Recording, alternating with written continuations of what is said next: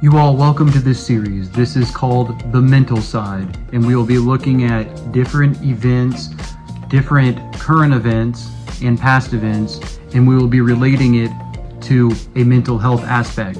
So in this video, what we will be discussing is aggression, seizures, and the correlation with aggression and potentially rising to murder. So let's jump right on into it. In today's video, we will be discussing pseudo seizures, or also known as non-epileptic seizures. Now, let's look at this first.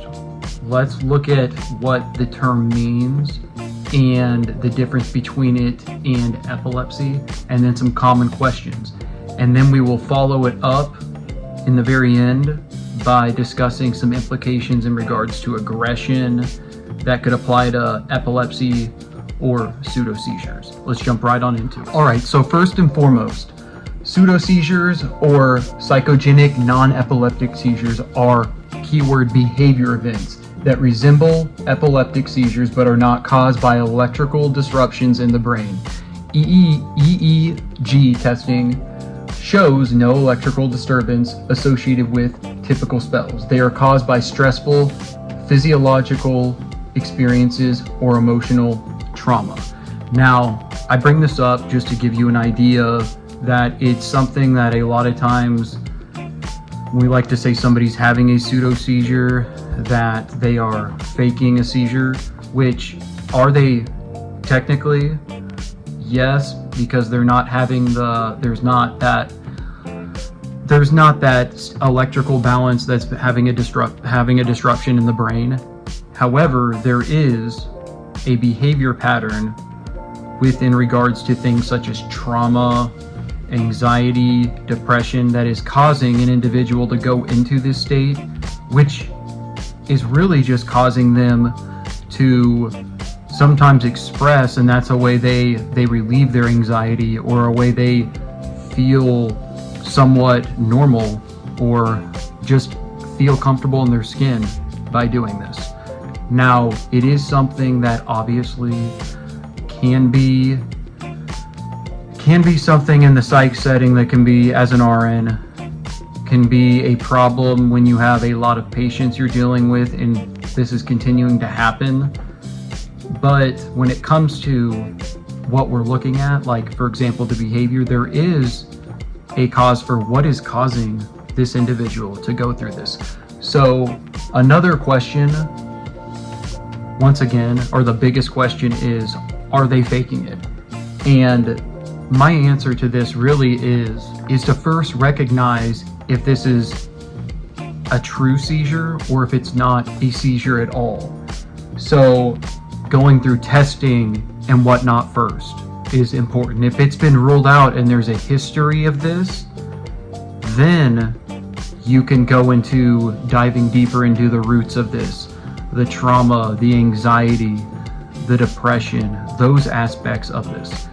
But I will also say at the same time, when we're discussing epilepsy and we'll just say pseudo seizures right now,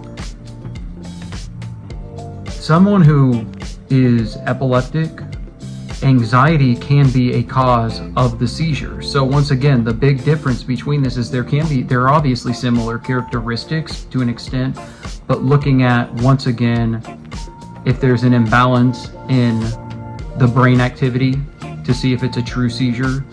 And a lot of times too, in regards to faking it,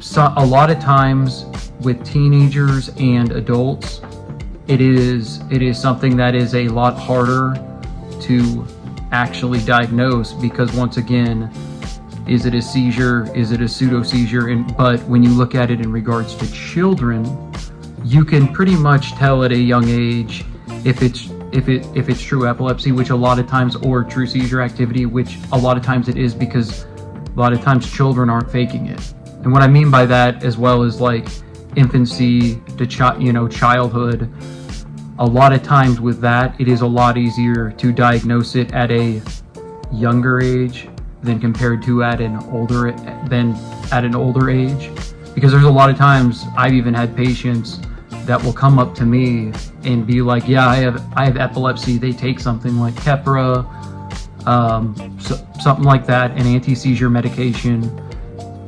But on paper, what I'm reading is pseudo seizures, and they're just giving sometimes individuals these medications, or sometimes we are, because they're demanding something for it, when a lot of times there's no true imbalance, but a lot of times they believe there is, and there is, once again, a behavior with it. There is a problem with the behavior, in particular trauma a lot of times. But when it comes to questions, faking it is the number one question a lot of times. Now let's go ahead briefly and jump into the topic of seizures, and we'll talk in particular with epilepsy and still with pseudo seizures.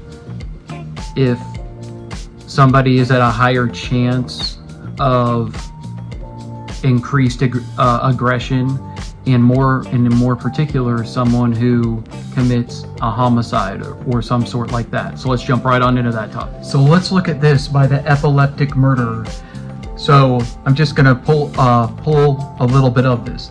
There is a constellation of behavior traits that frequently occur in conjunction with epilepsy. Among the most serious of behavior disturbances observed in this disease is a tendency to homicidal activity. Now, this Edward Podolsky, MD, he has an MD. Now, I find that very interesting because there have been murderers throughout history that have actually won cases in regards to avoiding the death penalty, in regards to actually not having to, after going through evaluation, not having to go to jail at all, but they're in a psych setting.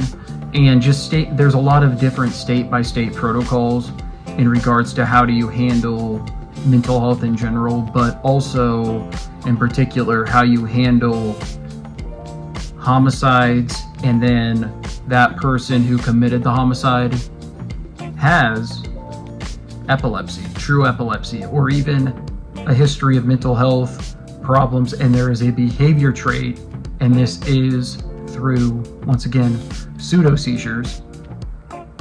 Does that justify a lesser degree of the penalty or the penalty in regards to what they settle on in court?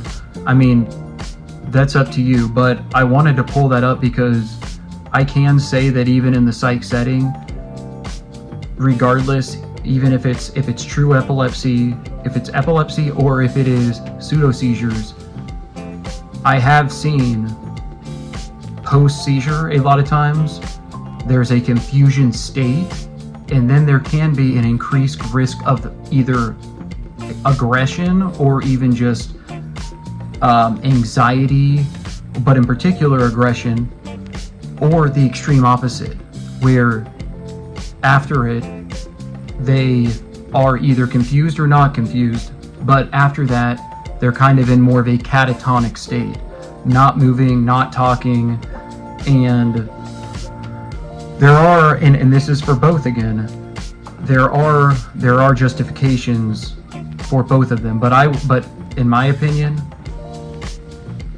you really should look at, and this is kind of just going random on this, but there should be more so what, like for example, with a homicide, right? With a homicide, let's say they do have a history of claiming epilepsy, but it's really just a behavior trait, right? So not true epilepsy. But at the same time, they are also, like, you're looking into it, okay, let's say there's a homicide. What happened to the victim? Meaning after they, either murdered them, whatever happened to them, what was the intent? Meaning there were some cases I was reading about where somebody did have actual epilepsy, but post the seizure, they got the same sentence regardless because of the intent. They were taking the bodies and actually doing something with them. But I'm looking at it like, if that was you know, what if that was you and you just murdered somebody? When you, I mean, like, I'm just saying through like, what would the intent be? So I can see it from that aspect of intent as well. But the behavior aspect as well from pseudo seizures, I will say a lot of times are common, more so borderline personality disorder. I will say post-traumatic stress disorder, PTSD, and anxiety the most. And lastly, just to summarize this, I'm doing this series where I'm kind of, I want to take more so, not social events, but we can take, you know, real life activity, for example, even like murders and what I was just talking about, and apply it in a mental health way. So applying real life situations with mental health. So like and subscribe. Happy Halloween. I love you all. Thank you to everyone who has subscribed.